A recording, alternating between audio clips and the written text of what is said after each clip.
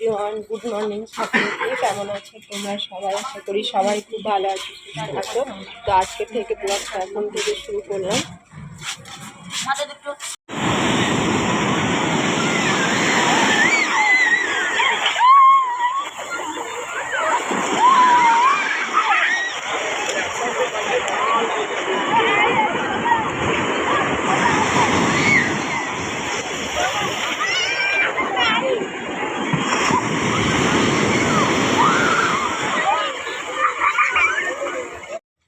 ট্রেনের ক্লান্তি আর শরীরের দুর্বলতা, অসুস্থতা সব কিছু কাটিয়ে আজকের এই আনন্দ উপভোগ করে আমাদের সব কিছু কিন্তু সরে গেছে শরীর থেকে। শরীর খারাপই বলো আর ট্রেনের জার্নি বলো, কিছু আর মনে নেই এই আনন্দটুকু উপভোগ করতে পেয়ে।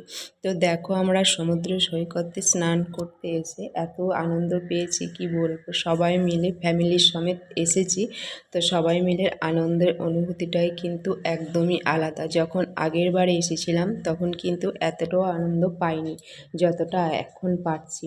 তো কাকু কাকিমা মা সবাই মিলে আনন্দ করছে স্নান করতে গিয়ে। মানে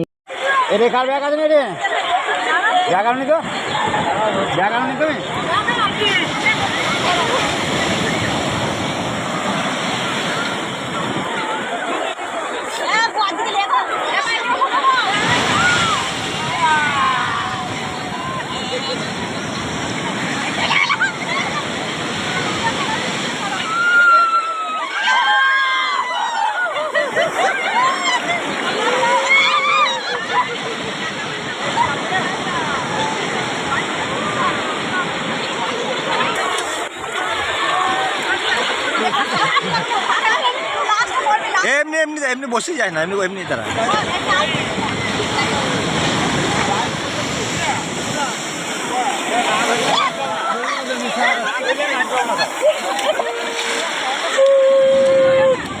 সমুদ্রে স্নান করতে এসে সবাই মিলে কিন্তু যে যেমন পেরেছি আনন্দ করেছি। মা, আমি, কাকু কাকিমা, ভাই সবাই মিলে কিন্তু চুটিয়ে মজা করেছি সমুদ্রে স্নান করতে এসে। আর তোমাদের দাদা ভাই জানো তো, আমাকে আর আমার মেয়েকে কিছুতেই কিন্তু ঢেউ নিতে দিচ্ছিল না। ও সব সময় কিন্তু বকে যাচ্ছিল যে এখানে তুমি নেমো না, মেয়েকে বলছে তুই নামিস না। তো যাই হোক, এই জায়গাটাতে দেখো মেয়ে একবার এমন জোর ঢেউ এসেছে, মেয়ে কিন্তু একবার উল্টিয়ে পড়ে গেছিলো, আমিও পড়ে গেছি। কিন্তু তবুও কিন্তু আমাদের ভয় লাগছিল না, জানো তো কেন বলো তো? সবাই মিলে আছি সেই জন্য। তো বাড়ির কথা সব কিছু বলে এখন আমরা মস্তি করছিলাম সবাই মিলে, মেয়ে মেয়ের মতো, আমি আমার মতো। আর ও সব সময় আমাদেরকে কিন্তু বকছিল। তো সবাই বলার পর বোঝালো একটু যে না, এসে যে যখন সমুদ্রে তখন একটু নামবে না, স্নান করবে না, তাই কি কখনো হয়?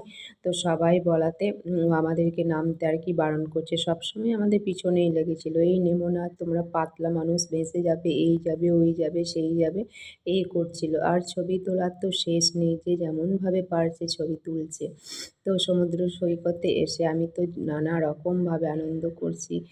বালির ঘর বানাচ্ছিলাম, এইসব করছিলাম, ছবি তুলছিলাম, সাংঘাতিক মজা হয়েছে। মানে কি বলবো তোমাদের, বলে বোঝানো যাবে না এই অনুভূতিটা, এতই আনন্দ হয়েছে। না কাছে যাবো না বাবা, আমি ভেসে যাবো। পুরী শুধু হচ্ছে চান করা, শুধু সেফ চান করা, সমুদ্র স্নান।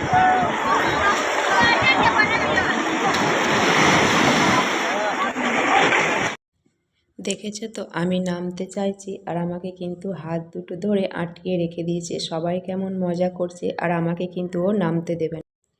এই আনন্দটাকে আমরা আর বাড়ি গেলে পাবো বলো তো?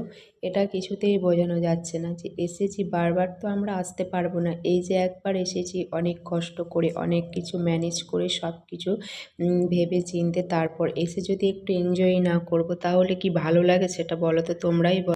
তারপর প্রথমে মা আর কাকিমা চলে এসেছিলো রুমের মধ্যে, এসে স্নান করে নিয়েছিল। কিছুক্ষণ পর আমি আর আমার ভাইয়ের শাশুড়ি এসেছিলাম।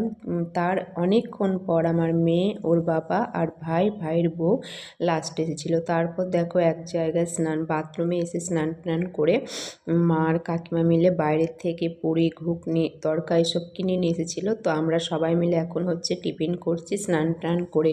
এবার একটু বেরোবো জগন্নাথ মন্দিরের দিকে। এখন পুজো দেওয়া দেওয়ার তো কোনো কিছু নেই, কারণ এখন বেলা বাজে 10টা। তাই আমরা হালকা করে টিফিন করে নিলাম, যে যার মতো খেলো, কেউ মুড়ি খেলো, কেউ পুরি খেলো।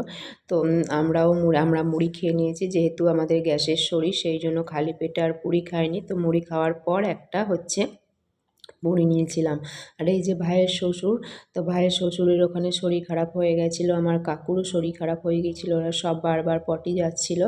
তো ওদের দেখে শুনে আমরা নিজেরাও একটু সাবধান হয়ে গেছিলাম। আর আমি আমার মেয়েকে খাইয়ে দিলাম, ওকে আর হাতে লাগতে দিলাম না। আর তোমাদের দাদাভাইকেও খাইয়ে দিলাম, একটা বাটিতেই মাখিয়ে নিয়েছিলাম, কারণ বেশি তো আর থালা বাটি নিয়ে যাইনি ব্যাগ ভর্তি করে, সেই জন্য একটা বাটিতে মাখিয়ে ওদের দুজনকে খাইয়ে তারপর এখন হচ্ছে আমি খাচ্ছি।